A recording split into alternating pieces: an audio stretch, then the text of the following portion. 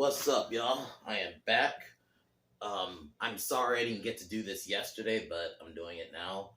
Today, I am reviewing the new Hellraiser, and I normally don't review movies out of order. I'm definitely gonna, maybe, I don't know when, but I'm thinking, I don't know when, but I will be doing like the other Hellraiser movies, like the original, but I figured why not review the new one?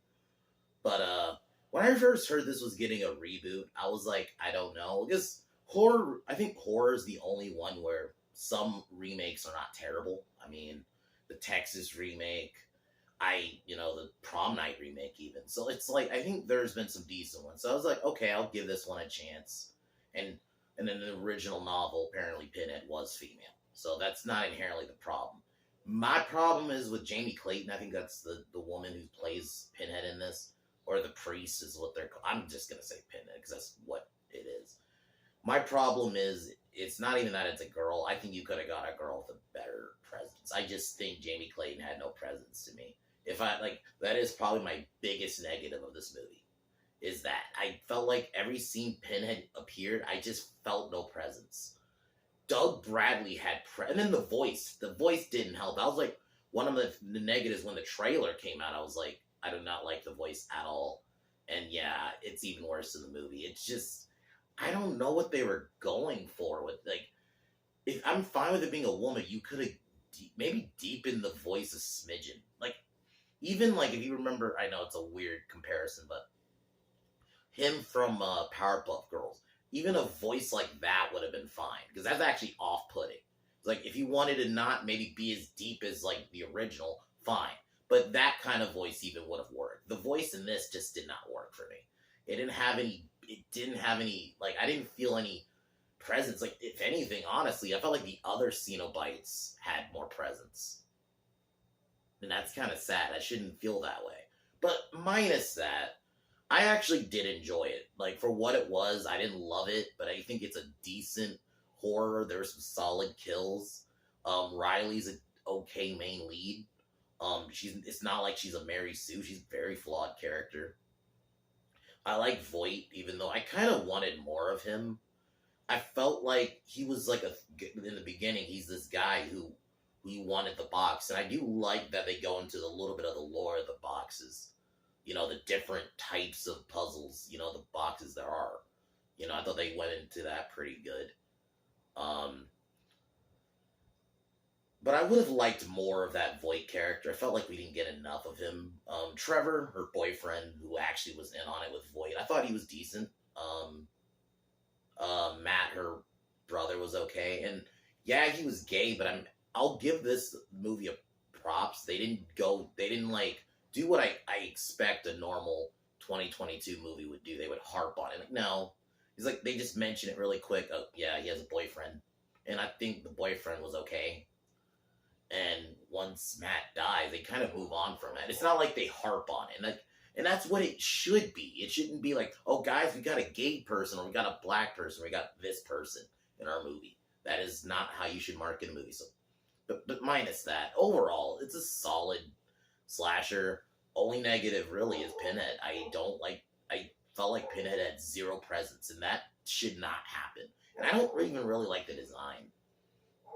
I was even saying before it came out that it just looked like the female Cenobite from the first one, but with pins in her face.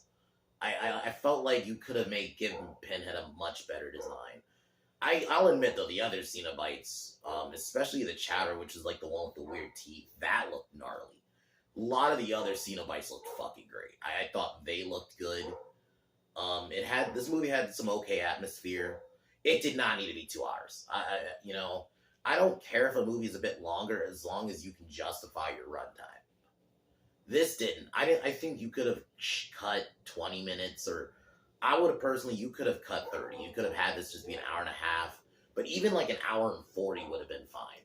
I felt like 2 hours you didn't need that extra 20, 30 minutes. It didn't need it. I felt like, I'm not going to say it dragged, but I think you could have cut it tighter to 2.5 to 1.5 hours, or 1 hour and a half, sorry. Or, hour and 40 even. I would have been fine with the hour and a half to hour and 40, maybe hour and 45 if you want to push it a little bit. But it did not need to be full on 2 hours. So, but other than that, it's a decent slasher. I would recommend it. It's on Hulu. You got to separate it from the original. I think that's the only thing. You cannot look at it as this is like the original Hellraiser. It's not. But if you just look at it as its own thing, it's not bad. So I'm kind of sticking with a 7. So I watched it twice. I watched it when it came out, and then I watched it again yesterday in the afternoon. So yeah. But other than that, I probably won't do a video. I might do something tomorrow. We'll see. I'll see how I'm feeling. But if not, I'll definitely be doing a video on Monday. I don't know what it'll... Actually, no, I know what it'll be. I'll be reviewing Alligator. Another creature feature that came out like in the early 80s about a killer alligator. So, I don't think I've ever seen it. So, yeah. So if I don't do something tomorrow, I'll do something that'll be my video on Monday. But other than that, I am going to get started here.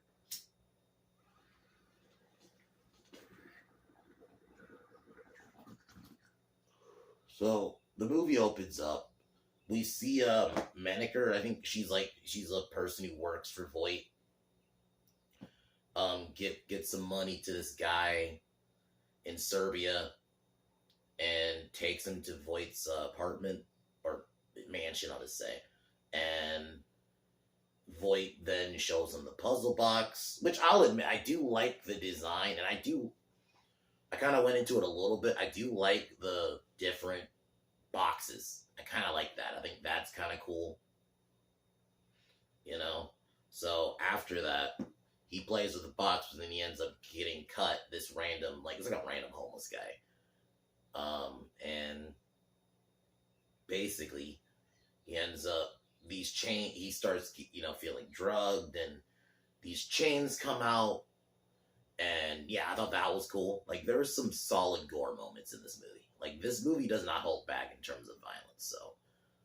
So yeah, he gets dragged to hell, and then we kind of jump.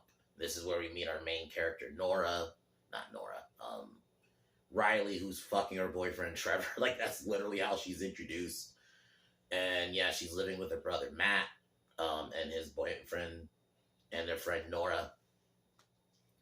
And you basically it's really just a quick look into how these characters interact. She's a recovering drug addict, which I do like that they kind of make that a plot point, and it's not beaten in your head over. They don't beat it over your head, but I do like that plot point. So, yeah, basically that's the introduction, and then she goes to Trevor, who suggests, that they can rob this warehouse. And she agrees. And this is where they find the box, which is more similar to the more iconic puzzle box from the original. That's it's just a cube. And she doesn't know what it is, and then she gets into because she just gets back. I think she gets back to her house, and Matt thinks she's getting back into drugs, and she's also drunk. So she gets into an argument, and basically Matt essentially kicks her out, and then she leaves, and then Matt's boyfriend, I don't remember his name. I'm gonna be honest, I didn't remember, but he kind of says just stay. It's just he's just angry right now, and then she still leaves, and then she goes to a park. And this is kind of where we basically start getting our first look at some of the Cenobites. She ends up avoiding getting cut with the knife, which I saw some not spoilers, but people, this was after I watched it. I wanted to see what some people were saying about it. And one comment I actually kind of agree with is that they're basically saying they didn't like that the box can just get anybody now. They kind of like that. In the originals, you had to have the desire to use the box, and in a way, when they explain that, I kind of have to agree. I'm fine with it here.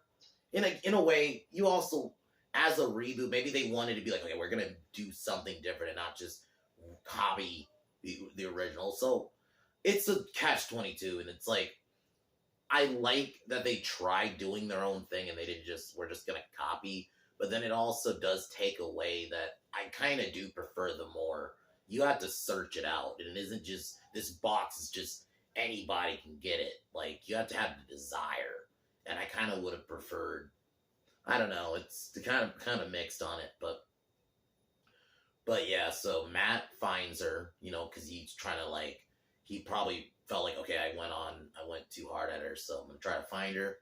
He ends up getting cut with the box, and basically, you don't see it, but I'm just gonna say he gets killed.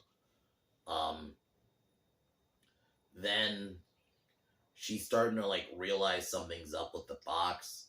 She visits Menaker. She's the lady who you saw earlier.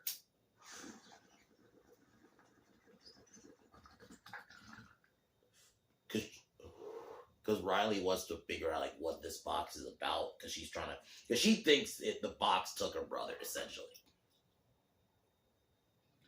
And Menaker tries to take the box from her, but she ends up getting cut.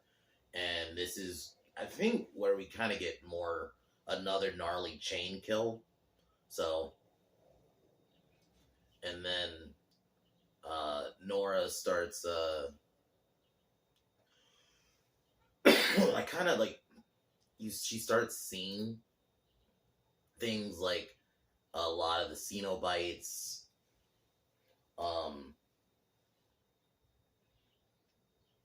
and like, yeah, she starts acting weird, and she starts going into the lore of the boxes and the different shapes of the boxes, which I do like. I do like they kind of try to go in there with the lore. I do like the different boxes and the different meanings of the boxes and stuff.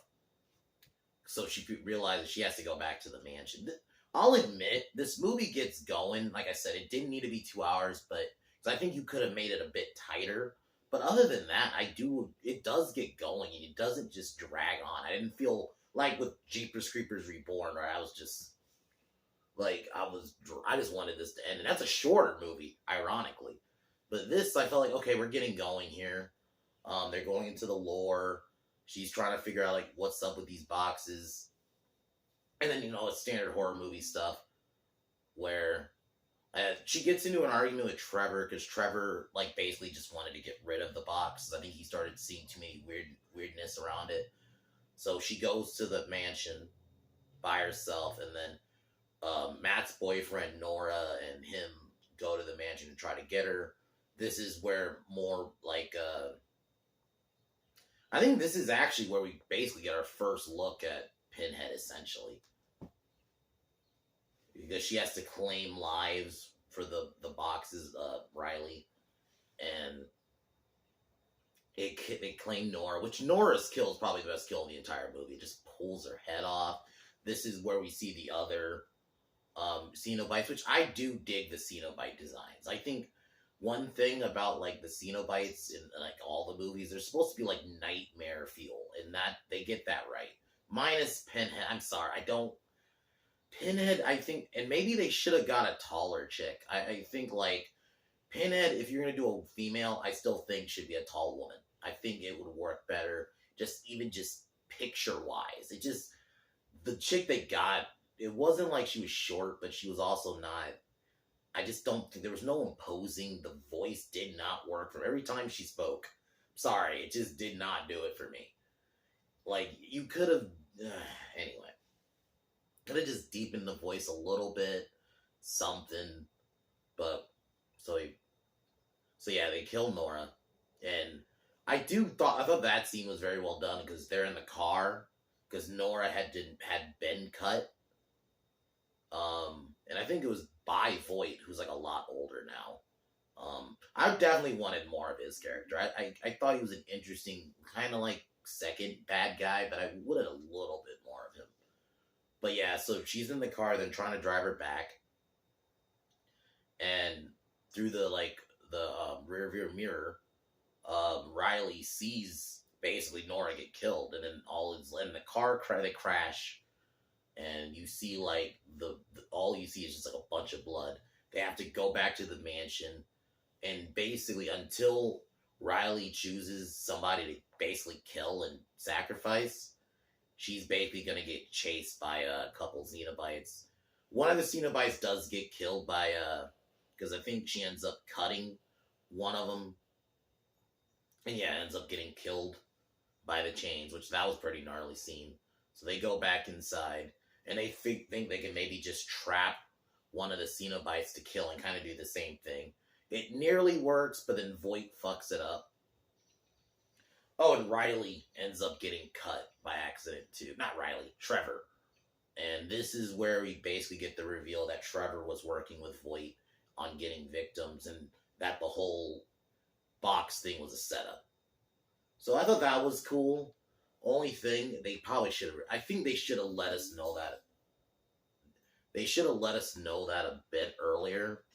Maybe, I think waiting to do it, like almost, I think the film was almost over at this point when that was revealed. I would have liked a little hint, that, okay, there's something up with this dude. But, so,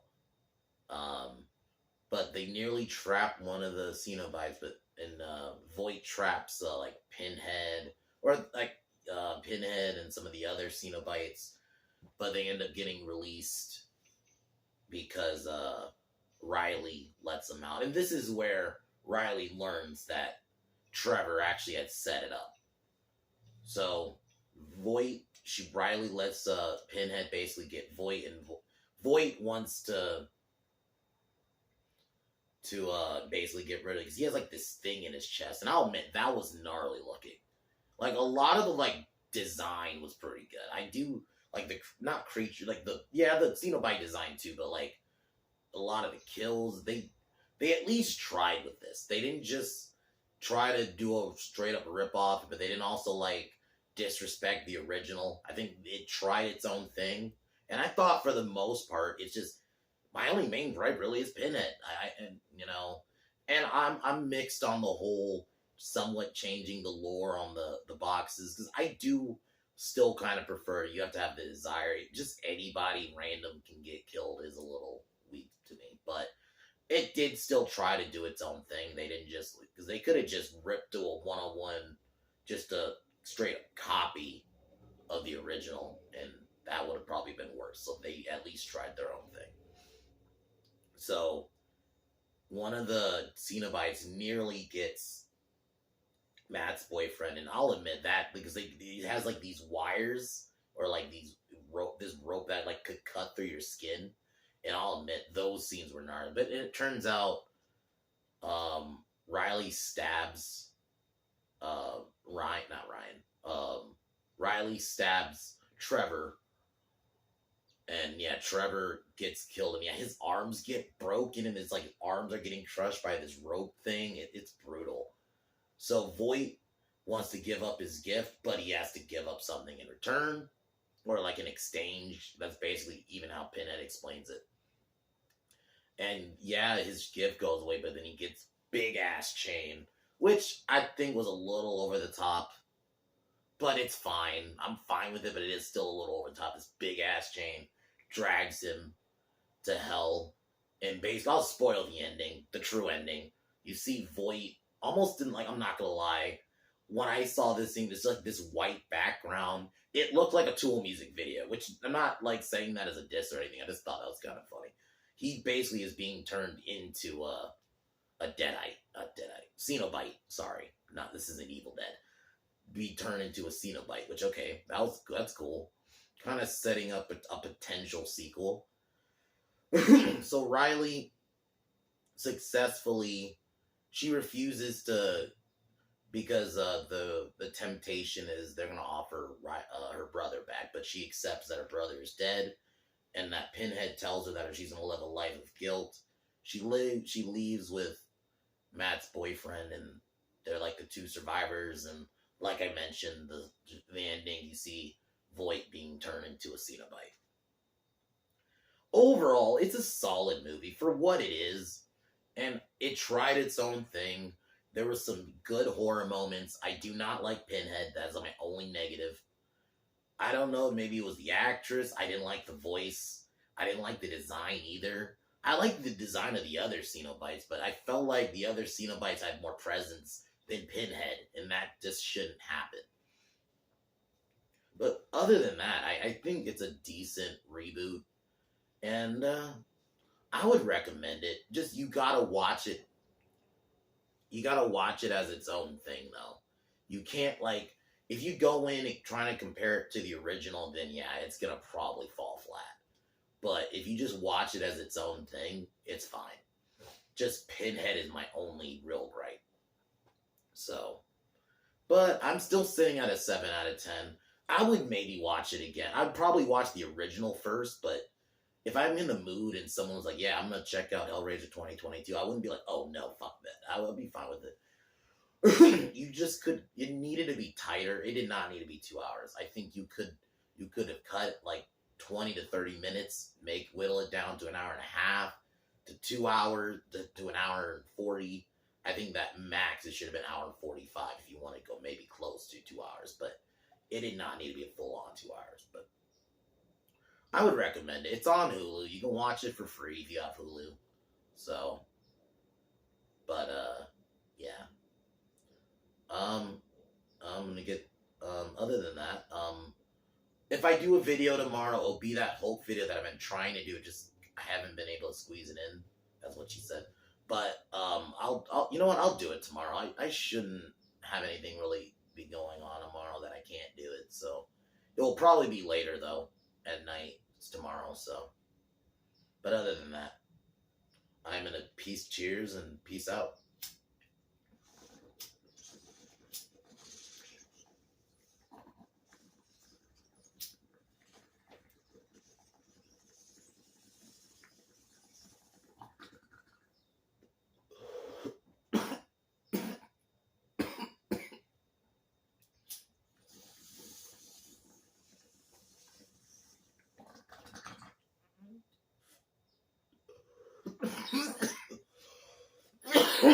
As usual.